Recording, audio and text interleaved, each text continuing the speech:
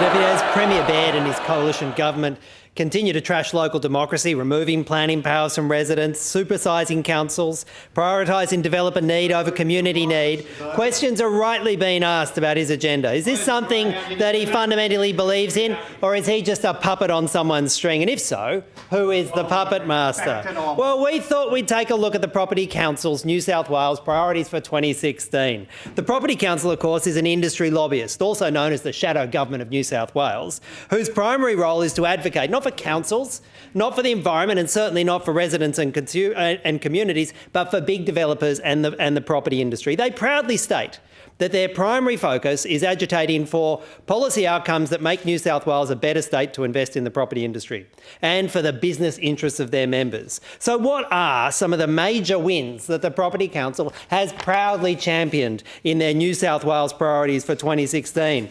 Well, they look awfully like the entire government, the Baird government agenda. The first thing they say is they champion the results on amalgamations, or 21st century councils, as they say. They say for over a decade they've called on the Baird government to undertake reform to modernise local government by creating stronger, larger councils. What did they get? Well, they got the New South Wales government announced plans, just as the Property Council asked them to amalgamate councils and reduce councils from 109 to 87 in the regions and from 43 to 25 in Sydney. Property Council asks, Mike Baird delivers. They also wanted massive privatisation. They campaigned, in their own words, for New South Wales to undertake a long-term lease of residual energy assets. What did they get? Well, they champion it. What we got, they say, the New South Wales government is to lease 49% of the electricity transmission network. They ask, Baird delivers. They also wanted to centralise and have undemocratic planning. They wanted a Greater Sydney Commission, in their words. What we did, we pushed for the creation of an agency called the Greater Sydney Commission.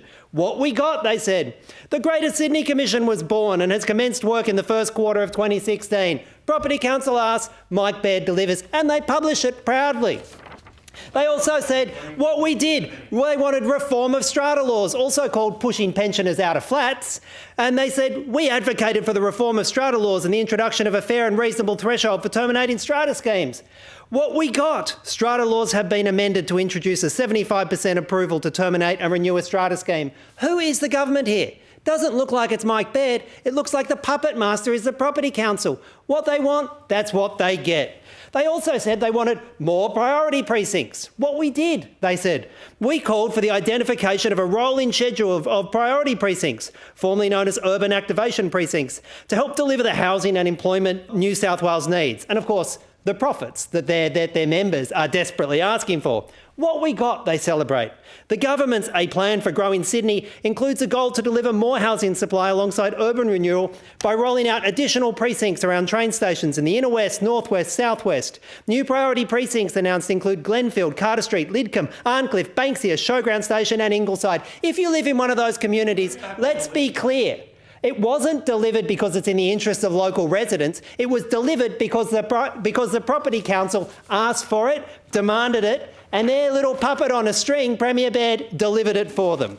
And then if we go to Newcastle, it's exactly the same story. We campaigned for transport reform in Newcastle, including utilising private sector experience and a regional governance structure to support a focus on door-to-door customer journeys through greater focus on interchange and multimodal integration. If you pull that gobbledygook apart, they said they wanted to shut the rail line, open up the rail line for development. What we got? The New South Wales government will establish Australia's first integrated multimodal public transport network operated by the private sector. They got the private sector taking over the transport and they got the shutting down of the rail corridor.